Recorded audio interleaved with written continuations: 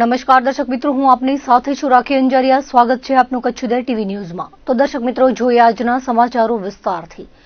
ગાંધીધામના ખોડિયારનગરમાં આવેલ નીલકંઠ મહાદેવ મંદિર સામે શિવમ એન્ટરપ્રાઇઝની બાજુમાં એ ડિવિઝન પોલીસે બાતમીના આધારે દરોડો પાડી 12 કિલો ગાંજા સાથે 2 શખ્સને ઝડપી લીધા હતા. આ કાર્યવાહીમાં રમેશ રામાભાઈ દેવી પૂજક અને સુંદરપુરીના ભીખાભાઈ રતનભાઈ દેવી પૂજકને પકડી લેવામાં આવ્યા હતા. તેની પાસેથી 12.275 કિલો ગાંજો કિંમત ₹6,13,750નો મુદ્દામાલ કબજે કરાયો છે. આ સાથે 2 મોબાઈલ એક્ટિવા તેમજ 64,785ની રોકડ રકમ સહિત કબજે કરવામાં આવ્યા હતા. તેમજ છૂટક વેચાણ માટે રાખેલી પ્લાસ્ટિકની જીપવાળી થેલીઓ કબજે કરવામાં આવી હતી. બંને આરોપીએ વેચાણ કરવાના ઈરાદાથી ગાંજાનો જથ્થો લીધો હતો. હાલ એ ડિવિઝન પોલીસે બંને શખ્સોની અટક કરી કેટલા સમયથી ગાંજા વેચાણની પ્રવૃત્તિ કરે છે તે સહિતની દિશામાં તપાસ હાથ ધરી છે. મુન્દ્રા તાલુકાના મોટા કાંડાગરા ગામે પશ્ચિમ કચ્છ એસઓજીની ટીમે કાર્યવાહી કરી હતી, જેમાં ભારત પેટ્રોલ પંપ પાસેથી માદક પદાર્થ ગાંજા સાથે એક આરોપીને ઝડપી પાડ્યો હતો. મળતી વિગતો મુજબ પોલીસ મહાનિરીક્ષક તેમજ પોલીસ અધિક્ષક દ્વારા જિલ્લામાં ગેરકાયદેસર પ્રવૃત્તિ સાથે સંકળાયેલા ઇસમો વિરુદ્ધ કડક કાર્યવાહી કરવા સૂચના આપી હતી. જે અન્વયે પશ્ચિમ કચ્છ એસઓજી પીઆઈ સહિતનો સ્ટાફ મુન્દ્રા વિસ્તારમાં પેટ્રોલિંગમાં હતો. દરમિયાન મળેલી બાતમીના આધારે મોટા કાંડાગરા ગામે આવેલ ભારત પેટ્રોલિયમ પેટ્રોલ પંપ પાસેથી ત્રગડીના આરોપી સબીર ઇસ્માઇલ વાઘેરને 6 કિલો ગાંજો કિંમત ₹3,22,700ના નાર્કોટિક્સ મુદ્દામાલ સાથે ઝડપી પાડ્યો હતો. ઝડપાયેલા આરોપી વિરુદ્ધ મુન્દ્રા પોલીસ મથકે એનડીપીએસ એક્ટ હેઠળ કાર્યવાહી કરવામાં આવી હતી. રાપરમાં અયોધ્યાપુરી વિસ્તારમાં રહેતા અને મૂળ ઉમૈયાના અને બંને પગે વિકલાંગ વેપારી પ્રકાશ ઠક્કરને ધંધામાં ખોટ જતા આરોપી રાપરના કિશોરભા ગઢવી પાસેથી 5% લેખે 15 લાખ રૂપિયા વ્યાજે લીધા હતા. દર મહિને 75,000 વ્યાજ ચૂકવવામાં આવતું હતું. વ્યાજની રકમ ફરિયાદી ભરી શકે તેમ ન હોવાથી પોતાની દુકાન વેચીને 12 લાખ રૂપિયા આપ્યા હતા. બાકીના 3 લાખનું દર મહિને 5% લેખે 15,000 વ્યાજ ચૂકવતા હતા.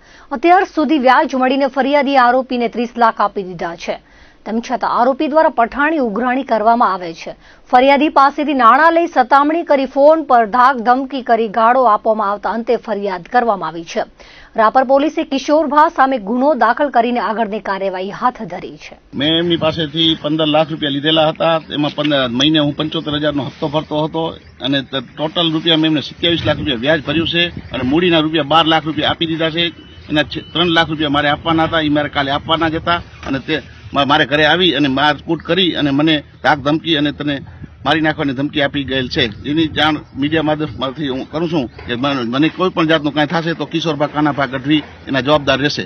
મારા 3 વર્ષ પહેલા મારી દુકાન એપીએમસીમાં ધંધો હતો અને તે મારી બાજુમાં મિત્ર તરીકે હતા. એને એમ કહેલ કે તું ગમે ત્યારે પૈસા જોવે તો લઈ જવાના, તેના માટે મને ઉધારા ઉછીને આપેલા હતા અને પછી મારે જયારે ખોટ આવી ત્યારે તેમને મારે કને 5% અને 10%ના વ્યાજે રૂપિયા લીધેલ છે, મારા કને વસૂલ કરેલ છે. એનું મારે કને સ્ક્રીનશોટ અને રેકોર્ડિંગ અને બધું તમામ અને મેં મારી ઘરની રાપર એપીએમસીની 2 દુકાનો વેચીને એમને મેં પૈસા આપેલા છે અને હું અપંગ માણસ છું. મેં રાપર પોલીસ સ્ટેશનમાં ફરિયાદ કરેલ છે. એની તાત્કાલિક ધરપકડ કરવામાં આવે એવી મારી ખાસ વિનંતી છે. મુન્દ્રા તાલુકાના નાના કપાયા ગામે વ્યાજખોરોએ અધમ મચાવી વેપારી યુવાને માર મારી મિલકતો પડાવી લીધી હતી.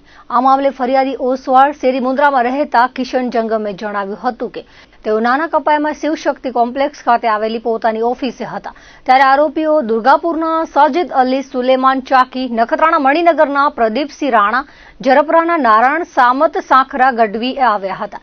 આરોપીઓએ ફરિયાદીને ઊંચા વ્યાજે રૂપિયા આપી 10% લેખે વ્યાજ વસૂલી પઠાણી ઉઘરાણી કરતા હતા. ફરિયાદીની ઓફિસે આવી માર મારી ગાળો આપી પઠાણી ઉઘરાણી કરવામાં આવતી હતી. ફરિયાદીએ રૂપિયા ન આપતા ફરિયાદીના અનાજ પીસવાના પ્લાન્ટની ચાવી, વેરના ગાડી અને ચેક લઈ લીધા હતા અને લખાણ કરાવી 3 આરોપીઓએ બળજબરીથી ફરિયાદીને માર મારી જાનથી મારી નાખવાની ધમકી આપી હતી, જેથી મુન્દ્રા પોલીસ સ્ટેશનમાં ગુનો દાખલ કરવામાં આવ્યો છે. નખત્રાણા તાલુકાના મોટા વાલકા ગામની પશ્ચિમ સીમમાં એસઓજી દ્વારા કાર્યવાહી કરવામાં આવી હતી, જેમાં હુસેન અહમદ સુમરાને 2000ની આધાર પુરાવા વિના દેશી બનાવટની બંદૂક સાથે ઝડપી પાડ્યો હતો અને નખત્રાણા પોલીસમાં હથિયારબંધીના જાહેરનામા ભંગનો ગુનો દાખલ કરાવવામાં આવ્યો હતો. કચ્છ જિલ્લામાં ગેરકાયદે ખનીજ ચોરીની પ્રવૃત્તિઓને નાબૂદ કરવા માટે કલેક્ટરના માર્ગદર્શન હેઠળ કાર્યરત ટાસ્ક ફોર્સ દ્વારા મુન્દ્રા તાલુકાના મોટા કપાયા ગામે મોટી કાર્યવાહી કરવામાં આવી છે. છેલ્લા કેટલાક સમયથી ખનીજ ચોરી અંગે મળી રહેલી વ્યાપક ફરિયાદોને ગંભીરતાથી લઈને ટાસ્ક ફોર્સની ટીમ દ્વારા આ વિસ્તારમાં આકસ્મિક તપાસ હાથ ધરવામાં આવી હતી. આ તપાસ દરમિયાન ઘટના સ્થળે એક એક્સ્કેવેટર મશીન દ્વારા સાદી માટીનું ગેરકાયદે ખનન થતું હોવાનું માલુમ પડ્યું હતું. તપાસ દરમિયાન એક્સ્કેવેટર મશીનના માલિકે પોતાની પાસે જય દ્વારકાધીશ એન્ટરપ્રાઇઝના નામે સાદી માટીની ક્વારી પરમિટ હોવાના પુરાવા રજૂ કર્યા હતા. જોકે તપાસ ટીમ દ્વારા જ્યારે પરમિટવાળા વિસ્તાર અને ખરેખર જ્યાં ખોદકામ થઈ રહ્યું હતું તે વિસ્તારની ઝીણવટભરી ખરાઈ કરવામાં આવી ત્યારે જાણવા મળ્યું હતું કે પરમિટ ધારક દ્વારા મંજૂર થયેલા વિસ્તારની બહાર જઈને સાદી માટીનું ગેરકાયદે ખાણકામ કરવામાં આવી રહ્યું છે. નિયમોના ઉલ્લંઘન બદલ ટાસ્ક ફોર્સ દ્વારા સ્થળ પરથી એક્સ્કેવેટર મશીનને સીઝ કરવાની તાત્કાલિક કાર્યવાહી કરવામાં આવી છે. આ મામલે કસૂરવારો સામે આગામી સમયમાં કાયદેસરના પગલાં ભરવાની કાર્યવાહી હાથ ધરવામાં આવી છે. મુન્દ્રા તાલુકાના સમાગોગા ગામના પૂર્વ સરપંચ પોતાની ગાડી લઈને જતા હતા ત્યારે સ્વિફ્ટ કારમાં આવેલા અજાણ્યા ઈસમો દ્વારા હુમલો કરવામાં આવ્યો હતો. મુન્દ્રામાં 5 વર્ષ અગાઉ કસ્ટોડિયલ ડેથનો મામલો સામે આવ્યો હતો. આ ગુનામાં જામીન પર છૂટ્યા બાદ પોલીસ કર્મચારી ફરાર થયો. તે સમયગાળામાં જ આ કેસના મહત્વના સાક્ષી એવા સમાગોગાના પૂર્વ સરપંચ અને વકીલ પર હુમલો કરવામાં આવતા ચકચાર મચી ગઈ હતી. જે અંગે વિજયસિંહ જાડેજાએ મુન્દ્રા પોલીસમાં ફરિયાદ નોંધાવી હતી. આ બાબતે મુન્દ્રા તાલુકા ચારણ સમાજ દ્વારા હુમલાની ઘટનાને વખોડી કડક કાર્યવાહી કરવા માટે રજૂઆત કરવામાં આવી હતી. જે બાદ મુન્દ્રા પોલીસ દ્વારા પૂર્વ સરપંચ પર હુમલો કરનારા 3 આરોપીઓને પકડી પાડવામાં આવ્યા છે.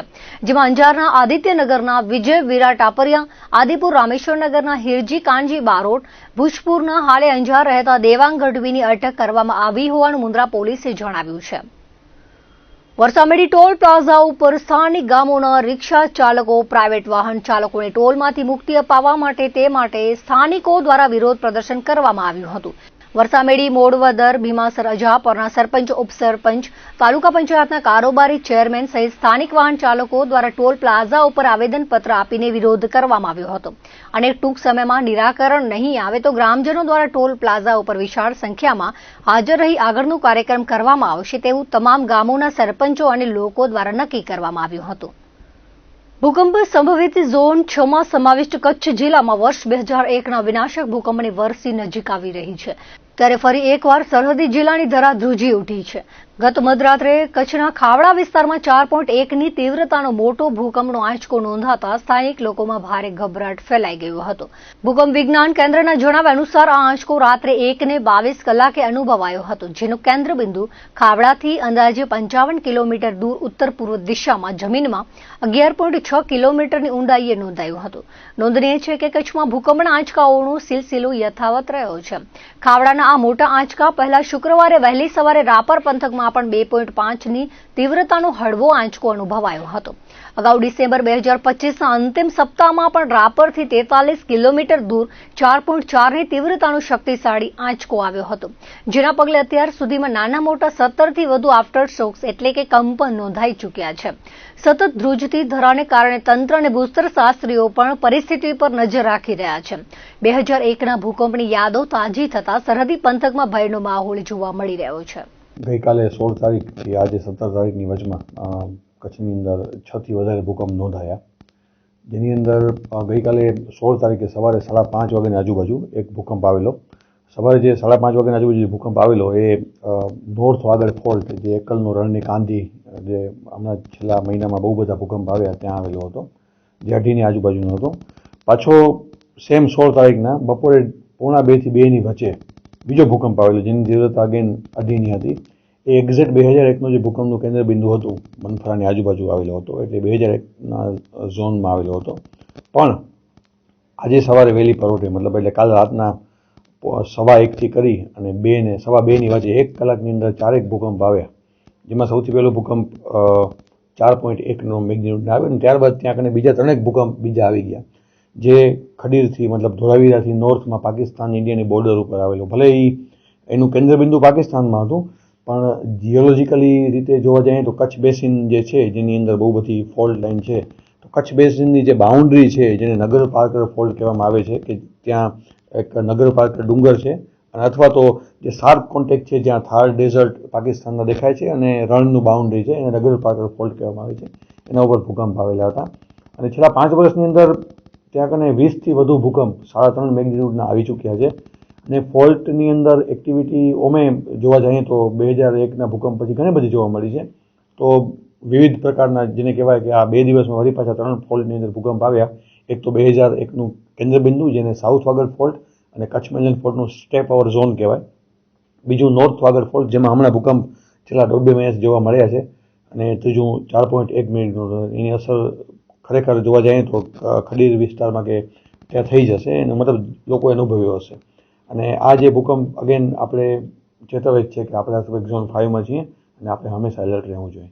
યુઝ્યુઅલી જ્યારે 2 કે 4 મેગ્નિટ્યુડના આંચકા આવે ત્યારે એવું ન હોય કે ઘર પડી જાય કે પણ જ્યારે 4થી વધારે મેગ્નિટ્યુડના આંચકા આવે ત્યારે ઘરની અંદર તિરાડ થવી કે નાનકડા મોટા નુકસાનની શરૂઆત કહેવાય. 5 થી 5.5 મેગ્નિટ્યુડના ઉપર તો ઘર પડવાના ચાન્સ કહેવાય. કચ્છની અંદર જ્યારે આપણે જોવા જઈએ તો ઘણી બધી બિલ્ડિંગ આજે 25 વર્ષ પૂરા થઈ ગયા છે. હજી ઘણા બધા ગામ એવા છે કે જ્યાં કને ભૂકંપ પહેલાંના મકાનની બિલ્ડિંગ ઊભી છે, જે કન્સ્ટ્રક્શન પહેલાંના છે.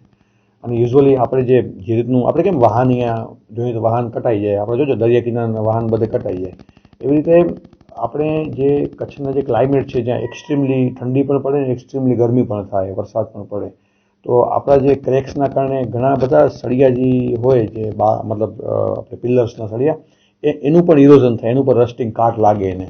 અને જર્જરિત જ્યારે ઇમારત હોય ત્યારે આપણે ખરેખર કોઈક સારા સિવિલ સ્ટ્રક્ચરલ એન્જિનિયર પાસે એનું ઓડિટ કરાવી લેવું જોઈએ.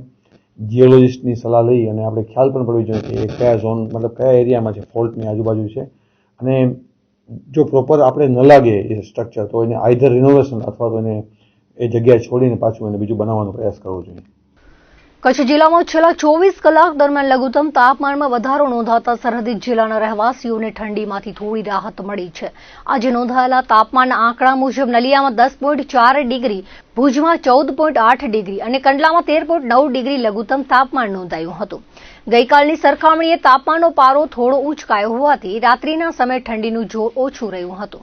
દિવસ દરમિયાન મહત્તમ તાપમાન 28 થી 29 ડિગ્રીની આસપાસ સ્થિર રહેતા લોકોએ હૂંફાળા માહોલનો અનુભવ કર્યો હતો. મોડી સાંજથી વહેલી સવાર સુધી ઠંડક પ્રસર્યા બાદ દિવસના સમયે સૂર્યપ્રકાશને કારણે લોકોને ઠંડીથી રાહત મળી રહી છે. બીજી તરફ આજે વહેલી પરોઢે કચ્છના વિવિધ વિસ્તારોમાં અચાનક ગાઢ ધુમ્મસની ચાદર છવાઈ ગઈ હતી. ભારે ધુમ્મસને કારણે માર્ગો પર વિઝિબિલિટી ઘટતા વાહન ચાલકોને ભારે હાલાકીનો સામનો કરવો પડ્યો હતો. સ્થિતિ એવી હતી કે વાહન ચાલકોએ મોડી સવાર સુધી પોતાના વાહનોની હેડલાઇટ ચાલુ રાખવાની ફરજ પડી હતી. ધુમ્મસના કારણે રસ્તાઓ પણ ભીના જોવા મળ્યા હતા. મહારાષ્ટ્ર સ્થાનિક સ્વરાજ્યની ચૂંટણીમાં શિવસેના, એમએનએસ ગઠબંધન, એનસીપી, કોંગ્રેસ સહિતના તમામ વિરોધી દળોને પછાડીને ભારતીય જનતા પાર્ટીએ ઝળહળતો વિજય પ્રાપ્ત કર્યો છે. એ ભવ્ય વિજયની ખુશીમાં કચ્છ જિલ્લા ભાજપ દ્વારા કચ્છ કમલમ ભુજ ખાતે જિલ્લા ભાજપ અધ્યક્ષ દેવજીભાઈ વરચંદના અધ્યક્ષ સ્થાને વિજયોત્સવ મનાવવામાં આવ્યો હતો. જિલ્લા ભાજપ મધ્યસ્થ કાર્યાલય ખાતે શુક્રવારે સાંજે બહોળી સંખ્યામાં એકત્રિત થયેલ કાર્યકર્તાઓ અને પાર્ટીના સર્વે અગ્રણીઓએ પરસ્પર મીઠું મોઢું કરાવીને પરસ્પર અભિનંદનની આપ-લે કરી હતી. તેમજ ફટાકડા ફોડીને વાજતે ગાજતે આ મહાકાય વિજયના વધામણા કર્યા હતા. જિલ્લા ભાજપ અધ્યક્ષ દેવજીભાઈ વરચંદે જણાવ્યું હતું કે મહારાષ્ટ્રનો વિજય એ વાતની પ્રતીતિ કરાવે છે કે દેશના જનમાનસમાં આજે પણ મોદીજીના અસરકારક, પ્રભાવી અને દૂરંદેશી ભર્યા નેતૃત્વની સહર્ષ સ્વીકૃતિ છે. રાષ્ટ્રના દરેકે દરેક પ્રાંત, ક્ષેત્ર અને સમુદાયના લોકો બદલાતા આધુનિક ભારતની અનુભૂતિ કરી રહ્યા છે અને 140 કરોડ દેશવાસીઓને સાથે રાખીને 2047ના વિકસિત ભારતના મોદીજીએ જોયેલા સ્વપ્નને અનુમોદન આપીને ઠેર ઠેર ભાજપના શિરે વિજય તિલક કરીને વધાવી રહ્યા છે. આ વેળાએ જિલ્લા ભાજપ મહામંત્રી, જિલ્લા ભાજપ ઉપાધ્યક્ષ, મંત્રી, જિલ્લા પંચાયત પૂર્વાધ્યક્ષા, જિલ્લા ભાજપ મોરચાના પ્રમુખો, ભુજ નગરપાલિકાના પ્રમુખ, ઉપપ્રમુખ, ભુજ શહેર ભાજપ સંગઠનમાંથી મહામંત્રી સહિતના ઉપસ્થિત રહ્યા હતા. મહારાષ્ટ્ર સ્થાનિક સ્વરાજ્યની ચૂંટણીમાં ભારતીય જનતા પાર્ટીના પ્રચંડ અને ઐતિહાસિક વિજયને માંડવી વિધાનસભા મધ્યે ધારાસભ્ય અનિરુદ્ધ દવેની ઉપસ્થિતિમાં કાર્યકર્તાઓ દ્વારા ફટાકડા ફોડી અને મીઠાઈ ખવડાવીને ઉજવણી કરવામાં આવી હતી. પશ્ચિમ કચ્છ ખાણ ખનીજ વિભાગ દ્વારા છેલ્લા 9 મહિના દરમિયાન ખનીજ ચોરીના દૂષણને ડામવા માટે સઘન ઝુંબેશ ચલાવવામાં આવી છે. ગત 1 એપ્રિલ 2025 થી 31 ડિસેમ્બર 2025 સુધીના સમયગાળામાં તંત્ર દ્વારા વિવિધ સ્થળોએ દરોડા પાડીને ગેરકાયદેસર પ્રવૃત્તિઓ પર લગામ કસવામાં આવી છે. આ સમયગાળા દરમિયાન વિભાગ દ્વારા હાથ ધરવામાં આવેલી આકસ્મિક તપાસમાં ખનીજ ચોરીના અસંખ્ય કિસ્સાઓ પ્રકાશમાં આવ્યા છે, જેમાં તંત્રએ આકરી દંડનીય કાર્યવાહી કરી છે.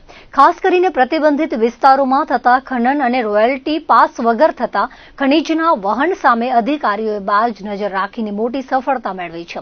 ખાણ ખનીજ વિભાગની કામગીરીની વિગતો અનુસાર આ સમયગાળા દરમિયાન ખનીજના ગેરકાયદેસર ખનન પેટે કુલ 48 જેટલા કેસ નોંધવામાં આવ્યા છે. આ કેસોમાં વિભાગ દ્વારા કડક વલણ અપનાવીને 278 લાખ રૂપિયા જેટલી માતબર રકમનો દંડ વસૂલ કરવામાં આવ્યો છે. માત્ર ખનન જ નહીં પરંતુ ખનીજનો ગેરકાયદેસર સંગ્રહ કરનારાઓ સામે પણ તંત્રએ સપાટો બોલાવ્યો છે. ખનીજ સંગ્રહના 13 કેસોમાં 89,34,000 રૂપિયાનો દંડ વસૂલવામાં આવ્યો છે.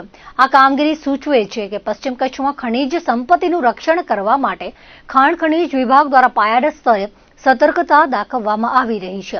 વિભાગની આ 9 મહિનાની કામગીરીમાં સૌથી વધુ કેસ ખનીજના ગેરકાયદેસર પરિવહનને લગતા જોવા મળ્યા છે. માર્ગો પર વહન કરતા વાહનોની તપાસ દરમિયાન વહનના 221 કેસ નોંધાયા છે, જેમાં કુલ 233 લાખ રૂપિયાનો દંડ વસૂલવામાં આવ્યો છે. આ પશ્ચિમ કચ્છ ખાણ ખનીજ વિભાગે ખનન, વહન અને સંગ્રહના મળીને કુલ 282 કેસમાં કાયદેસરની કાર્યવાહી કરી છે. આ તમામ કેસોમાં થઈને તંત્ર દ્વારા 6 કરોડથી વધુની રકમ દંડ પેટે સરકારી તિજોરીમાં જમા લેવામાં આવી છે. આગામી સમયમાં પણ ખનીજ માફિયાઓ સામે આ પ્રકારની કડક કાર્યવાહી ચાલુ રાખવામાં આવશે તેવો સંકેત વિભાગ દ્વારા આપવામાં આવ્યો છે.